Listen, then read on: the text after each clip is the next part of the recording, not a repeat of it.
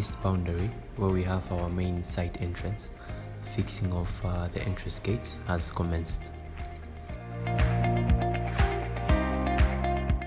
On our workshops, fixing of the iron sheets has been done, as you can see. On our site offices, combining of the two containers to form one big space has commenced, and fixing of the windows is in progress. Mobilization of building materials like river sand and quarry stone has commenced.